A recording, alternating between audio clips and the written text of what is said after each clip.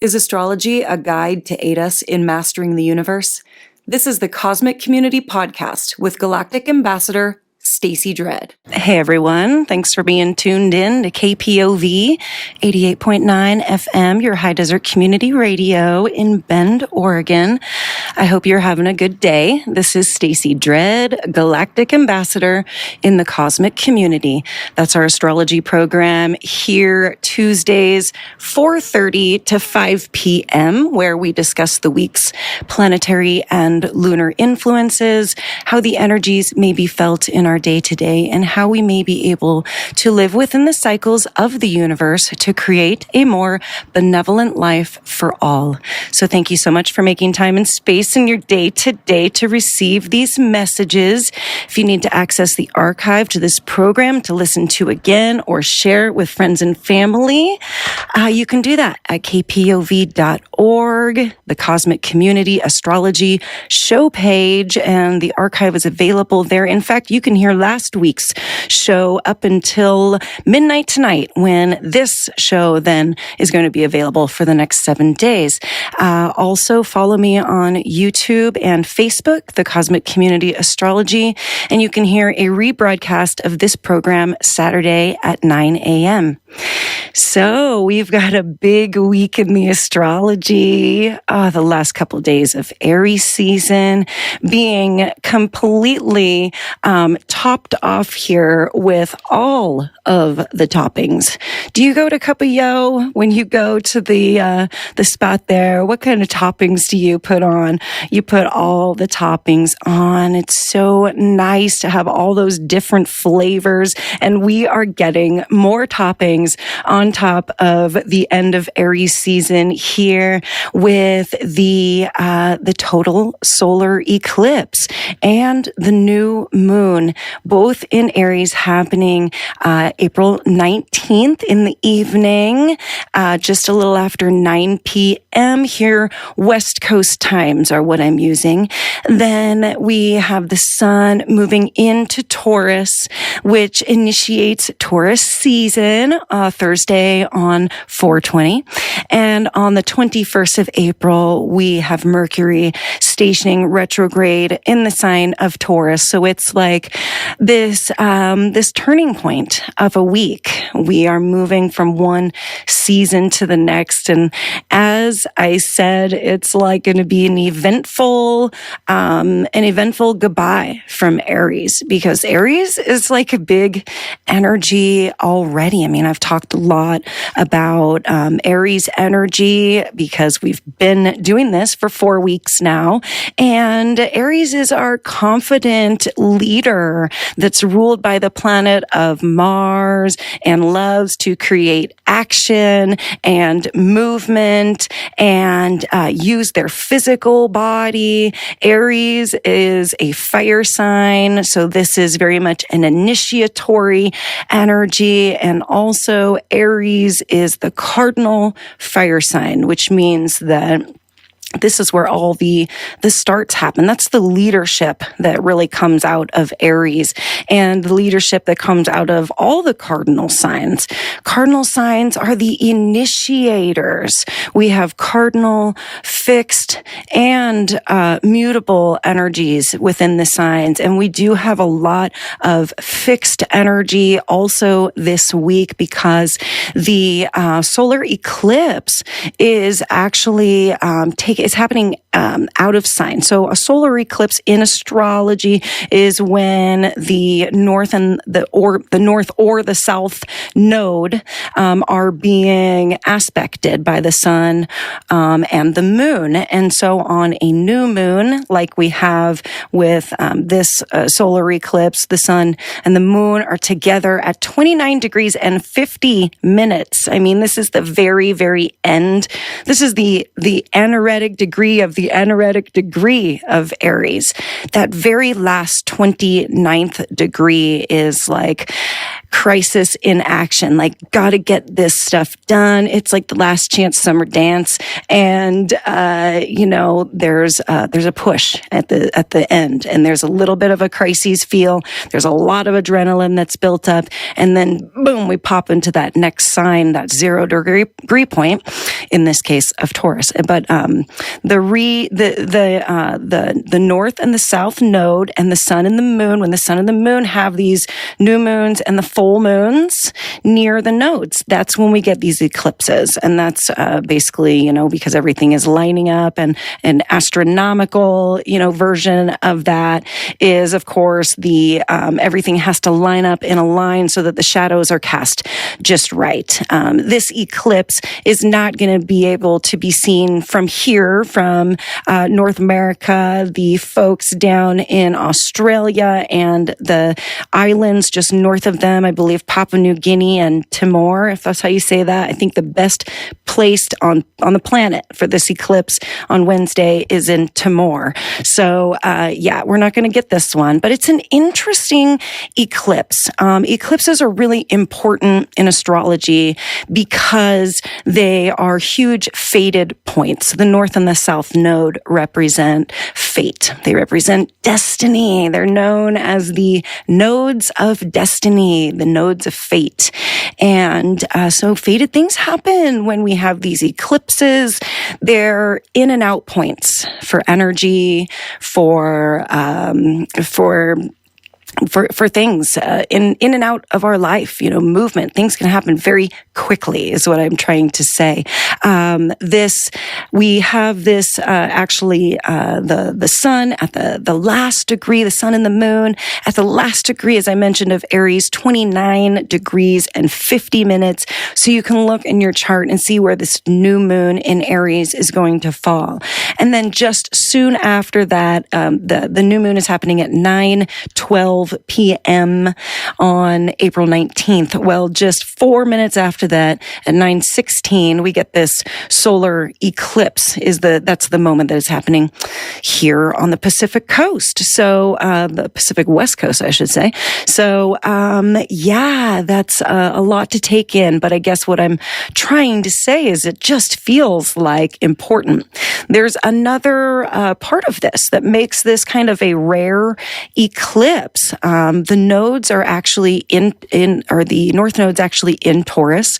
So this is about 4 degrees away. The sun and the moon are about 4 degrees away, which is why it's a total solar eclipse, where it is, because that is so close.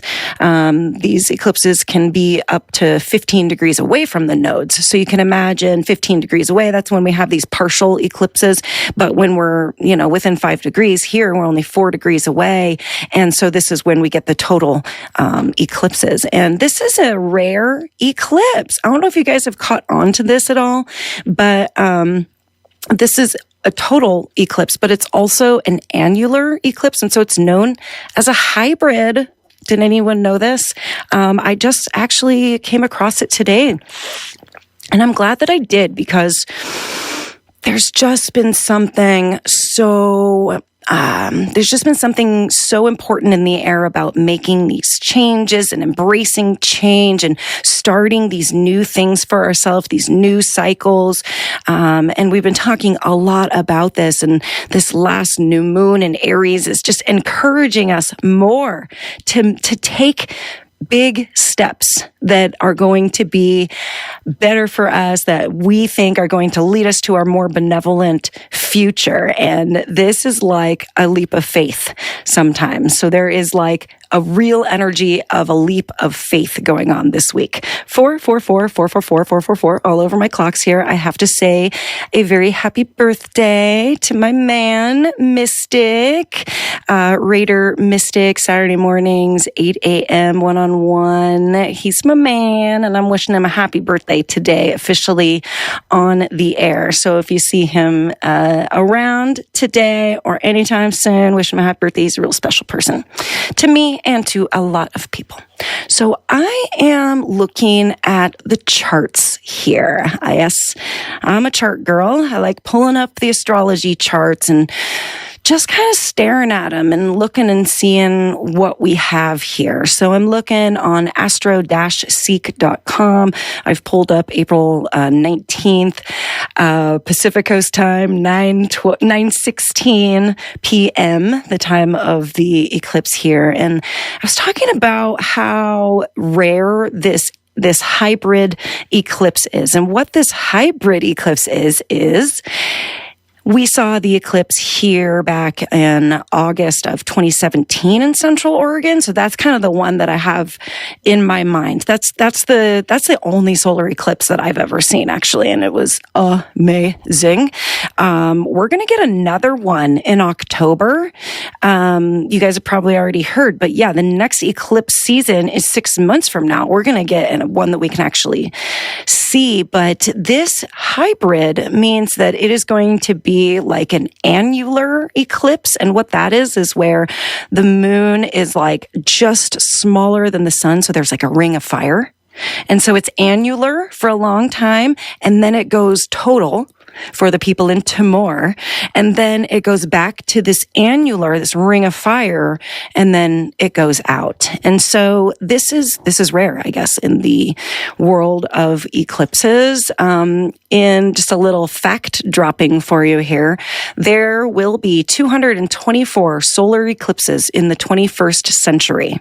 Did you catch that? There is going to be 224 solar eclipses in the 21st century, and only 7 of them are hybrid eclipses. So that you can see how rare this is. And what that means for me in terms of astrology is that when you have something physically more available to you, there's more available there, there's more of it happening, there's different phases and different energies and levels of it that you go through, that just says to me that that's how the energies of it are going to be, right? It's going to be a little thicker.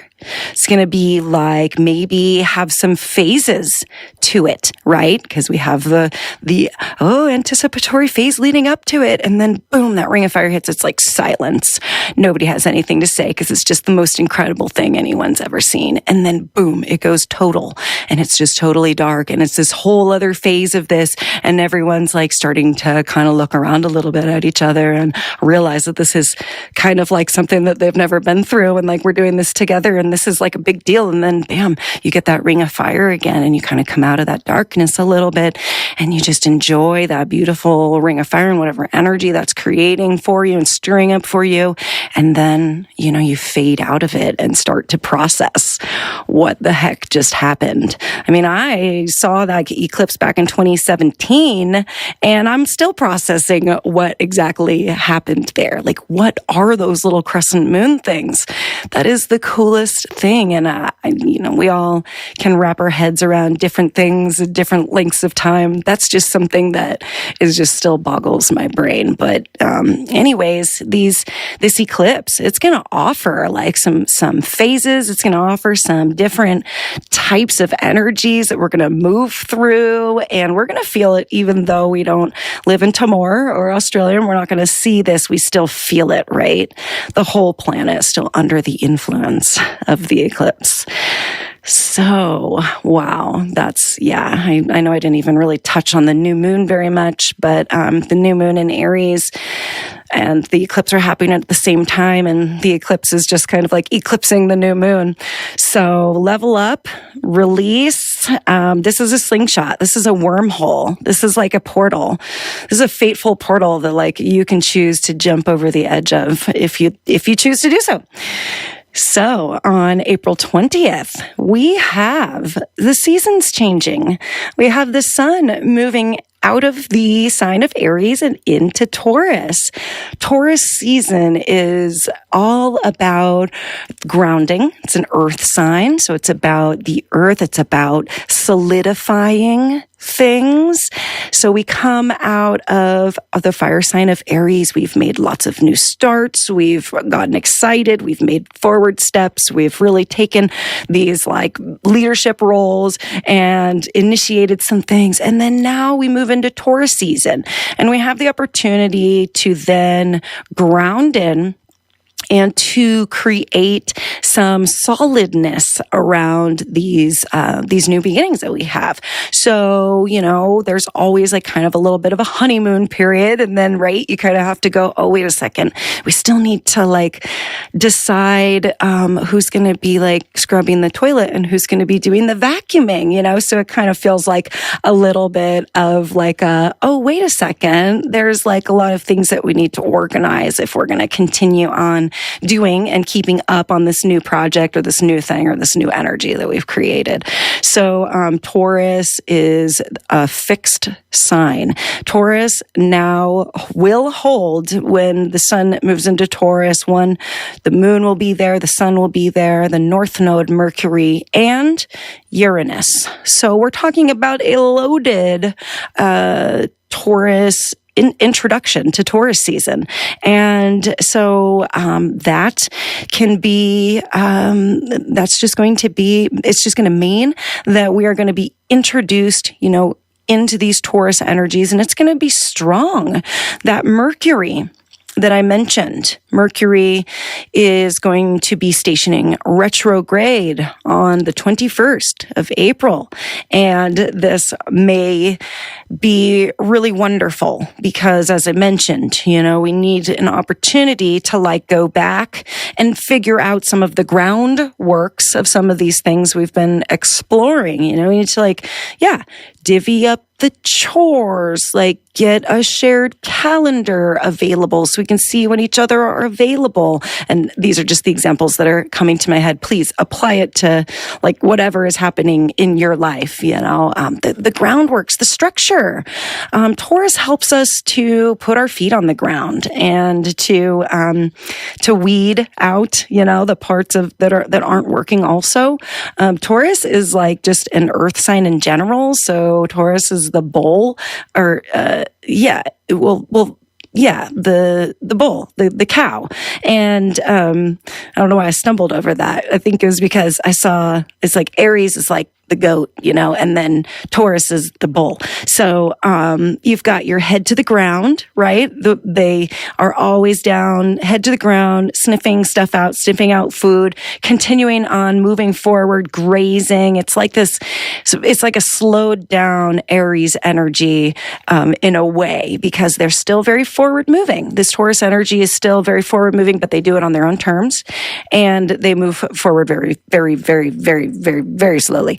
And so, we'll be talking about Taurus energy a lot for the next 4 weeks as we go through this Mercury retrograde. I think it's going to be a good Mercury retrograde in Taurus because we got the sun there, we've got the north node there, we've made some new beginnings, and we need some grounding. We need to see, we need to figure out where we're at a little bit. And Taurus is going to slow us down, and this Mercury retrograde in Taurus is going to slow us down and help us to reconfigure, reorganize, reassess, any of these any of these things that we've recently got involved in that, we know that like parts of them are going to be keepers, but like parts of that is also going to need to shift, change, go in a different direction. And so that's where a little bit of that discernness, I guess, can come in there. Really, it's a loaded week in the astrology. There's like no jokes, in the astrology this week. Use it as an opportunity to make this a week where you literally you leave one part, you go through the wormhole and you end up in another part. That's literally how potent these energies truly are. Eclipses, they offer ins and outs. So the North Node represents things that want to come into our life, things we want to bring in, and the South Node it represents things that we can be needing to release out of our lives and to let go of, right? And so when we have the nodes aspected in this eclipse, these types of themes come up. What do we need to bring in? What do we need to push out? And so if we can, sometimes we have the opportunity to make the choices, but sometimes these things just happen upon us too. Like eclipses can bring like death. There is also like a thing about people like choose to die, like come in and go out of this world and move through dimensions and stuff. So, moving through those portals and moving through the veils, is really accessible during times when we have the nodes of destiny here in direct access. So one last thing that I guess I should point out about the energy of the week is that we have these North and South Node in a T-square with Pluto. And I was just mentioning about things coming in and leaving our lives and these turning points that we're at. And Pluto is very much accenting this opportunity to let things go and to have a rebirth and allow the new to come in. Pluto is about transformation, and a T-square with the nodes is a very potent energy that is allowing Pluto that power of rebirth to be where the energy kind of zoom, like it's kind of the arrow. Like if the nodes, they're always 180 degrees from each other. So if the nodes are like a straight line, Pluto's like boom, like a 90-degree angle, like the arrow being shot out. And that's energetically what happens in astrology when you have these T-squares.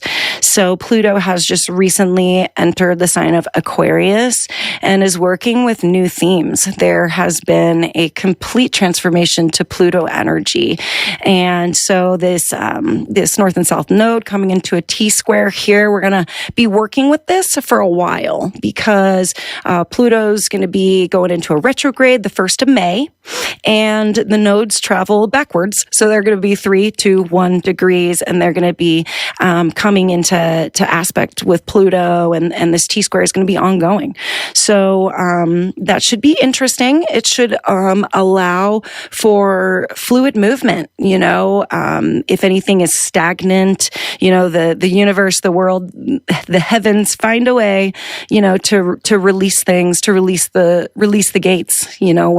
When things have gotten too stagnant, and we're kind of fixed and not able to make the decision to do it. The universe does it for us sometimes also. So that was really exciting. And thanks for having an interest in this. And I hope that, this is useful for you. And so I will be back next Tuesday. Enjoy the new moon, the solar eclipse, the start of Taurus season, and the start of the Mercury Retrograde. And I will talk to you next week. This has been Stacey Dredd, your galactic ambassador in the cosmic community.